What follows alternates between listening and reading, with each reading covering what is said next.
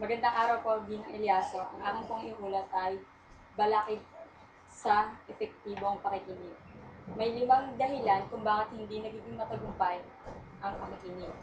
Ang una dito ay mental at emosyonal na ingay, gulo sa sarili, at kalooban ng tagapakinig.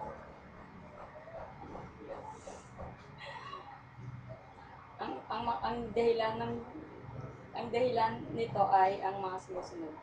Mas pinaghahandaan mo ang susunod na sasabihin, kaya't hindi ka na nakikinig sa sasabihin ng iyong kausap. Pangalawa, ayaw mo sa taong ito. Ito ang sinasabi ng iyong isip. May mental na imahe ang kausap sa iyong sarili. Maaaring iniisip mo walang importansya ang sinasabi ng iyong kausap o kaya nagsasayang ka lamang ng oras.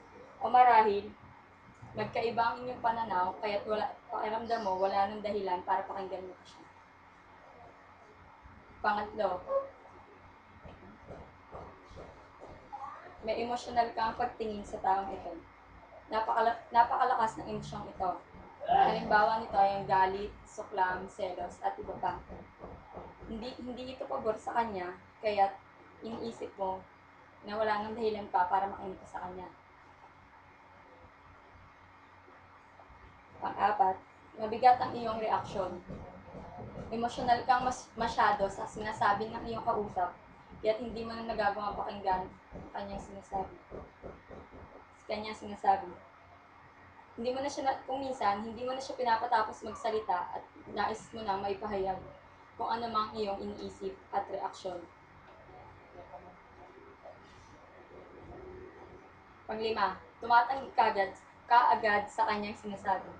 Marahil, ang kanyang pananaw ay hindi pabor sa iyo at may mga bagay na hindi kayo napagkakasundaan, kaya sa halip na makapag-usap sa kanya at makinig ng mabuti, madali mo kagad tinatanggihan ang kanyang opinion, dahilan para hindi mo siya mapakinggan ng ayos. At panghuli, mabilis mong ini-interpret o binibigyan kahulugan ng kanyang mga sinasabi. Masyado kang judgmental. Ito rin ang dahilan kung bakit mas mabilis mong ma-interpret ang bawat sinasabi niya. Marahil hindi mo rin gusto ang taong ito, kaya hindi mo na pinapakinggan kung ano man sasabihin niya at hinuhusgahan mo agad ang kanyang sinasabi. Pangalawang dahilan kung bakit hindi nagiging epektibo ang pakikinig ay ang pagkawala sa sarili o lumilipad ng diwa. Ito ay dahil okupado ng ibang bagay ang iyong diwa. Marahil natutuon sa buhok, sa anyo, sa kilos, sa sapatos, o sa anumang bagay na nasa kausap ang iyong diwa. Kaya hindi mo na ito napapakinggan. O kaya naman, ang emosyon mo at ang isip ay may iniisip na iba pang bagay. Ito rin ang dahilan kung bakit lumilipad ang iyong diwa. Pangatlong balakid sa epektibong pakikinig ay ang masyado kang madaldal na salita. Sa halip na makinig, ikaw na lamang ang salita ng salita. Ikaw na lamang yung inuunawa at pinapakinggan. Hindi ka sensitibo sa damdamin ng iba. Pangalawa, akala mo sa sarili mo, ikaw lang ang magaling at ang kausap mo ay walang binatbat. Kaya kung tratuhin mo siya, ay mababa. Akala mo, ikaw lang ang marunong. Ito ay kaugnay ng unang nasabing dahilan.